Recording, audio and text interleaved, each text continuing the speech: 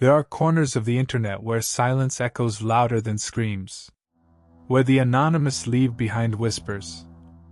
Stories too strange to be lies, too detailed to ignore. You didn't come here for answers. You came for the feeling. That quiet pull at the back of your mind. That something isn't right. And never was. Now, get ready to dive into these stories. True nightmares that will haunt your thoughts long after the screen goes dark. I found home videos of my family that shouldn't exist. My brother died when I was 7 years old. He was 13. He drowned in the lake down the street from our house. My parents never touched his room. They tried once but they couldn't do it. Too raw. After that, the door just stayed shut. His room became a kind of museum of him. That was 11 years ago. His room still looks the same. This morning, while I was packing for college, I thought I'd finally go in there. My plan wasn't anything dramatic.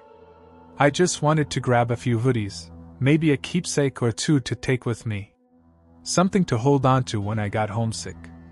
Full transparency, I've been in his room plenty of times before. I've sat on his bed. I've looked through his shelves. But I've never really gone digging. That felt wrong, and I really had no inclination to. I just missed my brother. That wasn't my intention today either. It wasn't my intention to find a stack of DVDs shoved into the bottom drawer of his dresser. There were 3 of them. Just labeled 1, 2, and 3. The only DVD player in the house is still hooked up to his old TV. Everything else went streaming years ago. For a minute, I told myself not to do it. They weren't mine. They probably didn't matter. I picked up some of the items I had collected, put the DVDs back in his drawer, and returned to my room. Tonight they started calling to me. I know how that sounds. I know you're thinking it was just my curiosity eating at me. But it wasn't like that. It felt physical. A pull in my chest. So I crept back across the hall. Slipped into his room. Locked the door behind me so my parents wouldn't hear, and I put in the first DVD. It was a home video. I didn't even know we had any. I don't remember my parents ever owning a camera. The video starts with static, then clears just enough to show something. The picture is muddy, warped. It could be the living room, but the furniture looks wrong. Everything is too big or too small, shifting every time the frame jitters. Sometimes it almost looks like a bedroom. Sometimes like a hallway. No faces. No clear shapes. Just flickering shadows that don't match what the voices are saying. Because there are voices. Familiar ones. Laughter, clinking dishes, and my mom calling my brother's name. It sounds like family in the background, just out of sight. I hear my brother's laughter, and the sound swallows me whole. It rings through my head, bouncing off the bones that make up my skull. Then, beneath it is another voice. Low, deliberate, close enough that you couldn't miss it. You haven't noticed yet. Then the video cut off. Just like that. I scrambled to replay it, not even thinking about the other 2 discs still stacked under the TV. I just wanted to hear him laugh again. That laugh. I tried not to think about the end, though the fear of it was crawling slowly up my spine as I hit play. Because the way it spoke, it sounded like it wasn't part of the recording at all. Like it was speaking to the camera. To me. I pressed play again, this time pausing every few seconds, desperate to make sense of what I was seeing. But nothing held still. Everything on the film looked almost familiar, like a room you swear you've been in but can't place. The walls are a little too narrow, and the colors are washed out enough to make it something you've never seen before. It made me feel like my brain was short-circuiting. Then I froze the frame just before the moment he laughed. And there it was. A caption, faint and yellow, burned into the corner of the screen. July 30th, 2015. 7 months after my brother drowned. My first thought was that it was a glitch. It had to be. The camera must have been off by a year. There's no other explanation. I forced myself to breathe and to shove back the rising panic. Then I pressed play again. His laugh filled the room, and for a second, my fear washed away. It was just him again. He was alive, warm, present. A bittersweet rush of comfort and grief. But then the voice returned. Closer this time. What against the microphone, broken and cutting in and out like static. You noticed. I ripped the DVD out of the player and threw it across the room. I don't even know why I did it. Adrenaline, I guess. My hands were shaking so hard I couldn't control myself. I'm trying to think of logical explanations. I want to believe there's one. But every reason I come up with feels paper thin. I just bolted back to my room and dove under the covers. Like that would help. I don't want to watch the other videos. I don't. But I can feel them pulling at me, like they're not finished. Like I owe them something. I can't sleep. It's dark. It's late. The rain just started. The bathroom faucet always drips, but tonight it sounds so much louder. You could almost confuse it for footsteps.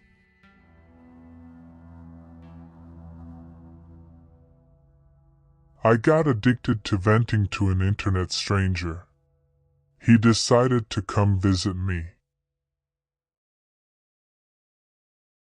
No wonder you are upset. Your dad has been treating you like shit, came the text message after a few seconds of typing. Bubble. I physically jumped a little from my chair. Yes. Finally someone who gets me. I felt heard when I was with Gorilla_123. Not only did he listen to my struggles, he made me feel okay about the hosh-posh of emotions inside me. He made me feel, not broken. I am sorry. I am always venting to you. I say, not being completely sincere in my apology. Don't you dare say sorry. What are friends for after all? He replied. I sighed with relief. I could rely on Gorilla_123. After all, he had been hearing me vent non-stop for 3 months now. You see, my life is somewhat of a mess.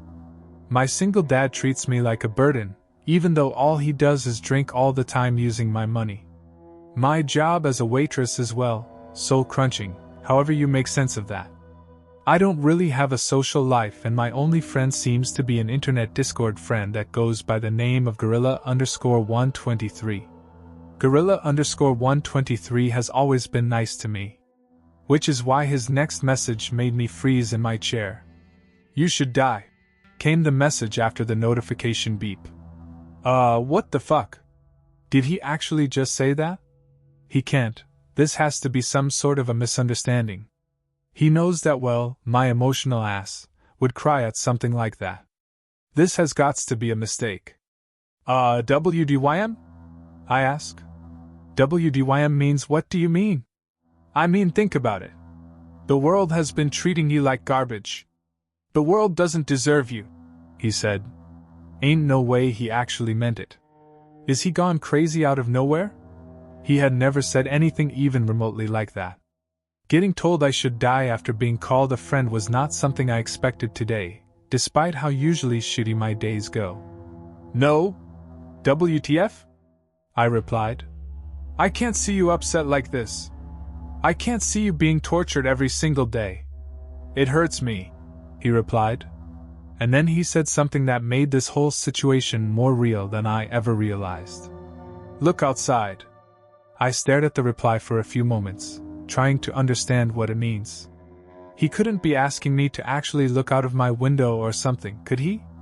Well, I got up and glanced out the window into the dimly lit street. Nothing. I sighed with relief. I was half expecting him to be standing there. Thank God he isn't. And then I noticed someone barely peeking from behind our car. A gorilla mask. Everything stopped for a moment, as my heart struggled to continue working.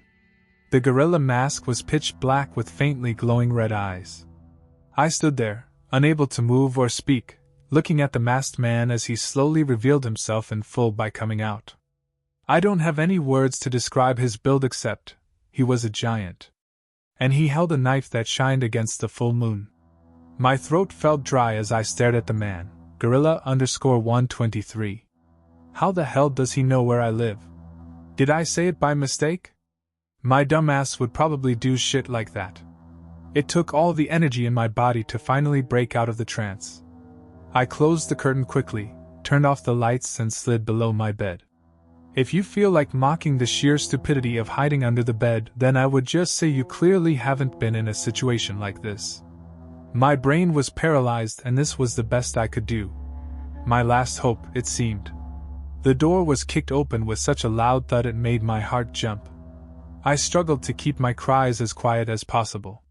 The man started humming as his footsteps echoed like thunder through the house. "Where are you, Lulu?" he sung in a peaceful and sweet way. It made my stomach churn.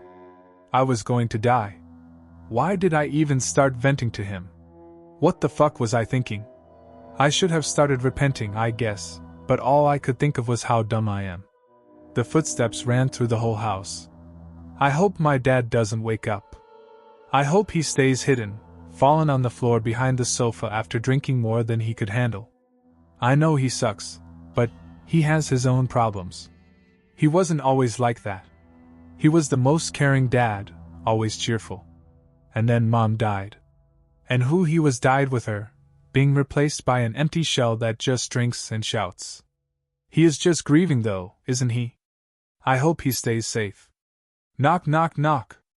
The knocks on my door were so sudden and loud that I couldn't stop myself from bursting into tears. I shouted and cried, begging the man to leave me alone. Begging him to let me live. Shouting that I still had much to live for. "Please go away!" I screamed, my body slowly accepting the fact that I will die in a few minutes. And then... ding ding. A notification. The knocking stopped. I slowly slid out the bed, still whimpering, and walked to the screen. "I was just messing with you. Get pranked. Anyways, I got you, friendo. Killed your dad for you. Now, no need to thank me. I will go now, gotta sleep." I live in a state that does not exist. Let me get this out of the way. My state does exist. I mean, how else would I be typing this? But you've probably never heard of it. Or at least, you don't remember. I live in the state of Sequoia. The proud 38th state to join the United States of America. Tucked between Georgia, Tennessee, North Carolina, and South Carolina. We formally joined the Union in 1868, right after the ratification of the 14th Amendment. Before that, Sequoia was an independent Cherokee Indian reservation. But protected reservations don't pay taxes, and the war-torn South wasn't gonna pay for itself. So the U.S. snatched up the land, and just like that, Sequoia was born. Everyone living here got labeled a tax-eligible citizen. This probably sounds insane to all of you, but I've lived here my whole life. We're being erased. Not metaphorically. I mean, nobody outside of Sequoia has any evidence we were ever here. I started noticing a change about a year ago. The capital city, Gist, sits right near the point where Tennessee, Georgia, and Sequoia meet. Because of that, we used to get a steady stream of tourists, mostly folks from further south coming up to see the leaves change and stare at the mountains. But then the tourists started thinning out. And the ones who did show up always looked lost. Like they didn't know how they got here or what this place even was. I was working a shift at my aunt's coffee house, just a sip, when a lady walked in. She looked about my age, early 20s, with a confused look on her face. "Welcome to Just a Sip. Take a seat and I'll be right with you," I said, going through my usual customer service routine. "Actually, I was just hoping to get directions," she said, kind of glancing around. "This place isn't on my GPS." I figured she had to be mistaken. I mean, this is Gist, the capital of Sequoia. We're not Atlanta, but we're definitely not some middle-of-nowhere ghost town either. "Ha!" I said, but I didn't think much of it as I walked over. You're in Gist. Where are you trying to get to? I'm sorry, where is Gist? I'm supposed to be in North Carolina right now. I chuckled. You're about an hour out. This is Sequoia. Her face dropped, like she thought she misheard me. Sequoia? What is that? I had to stop myself from rolling my eyes. Is that a joke? I was genuinely asking, but her face told me it wasn't. I pointed to the map on the wall. No disrespect, but nobody's ever asked me that before. Are you from out of the country? I tried to keep it light. I'm from Savannah, she said, still looking shaken. You're from Georgia and you don't know about the state right above you? I cracked a smile, still trying to be nice. Not so sure you should be traveling alone. She didn't smile back. There's no state called Sequoia. I should be in North Carolina right now. Look. She pulled out her phone and showed me her GPS. It looked like it was glitching, constantly rerouting, stuttering like it was looking for roads that didn't exist. And sure enough, Sequoia wasn't on the map. Tennessee touched North Carolina directly, like someone had cropped us out in a bad Photoshop. That's weird. Your GPS must be glitching or something. Here, take a seat and we'll pour you some coffee and get you a map. I tried to be courteous. She was visibly shaken, and her eyes were darting around like she was looking for an exit. I needed her to calm down before she scared the other customers. She thanked me, and I sat down beside her to help her work through the map. She looked like she was trying to read a foreign language. What's your name? I asked, starting to wonder if maybe she wasn't mentally well. I'm Ally, she said quietly. Hi Ally, I'm Brenda, I responded with a smile. Are you feeling okay? I'm fine, but this is all impossible. I didn't know how to respond. I guess I know better now, but imagine being told your entire state didn't exist and you shouldn't be there. What would you have said? Is there someone I should call for you? Any friends or family? I'm worried about you getting back on the road like this. Yeah? I can call my mom. She pulled out her phone and dialed. Then she put it on speaker. A cheery voice came through the speaker. Hey Ally, how's the trip? Did you get there okay? Mom, what states border Georgia? She asked frantically. I thought hopefully her mom could talk some sense into her. Well, there's Florida, Alabama, Tennessee, North Carolina, and South Carolina. What's this about? I looked down at the phone like her mom could feel the glare I was giving through it.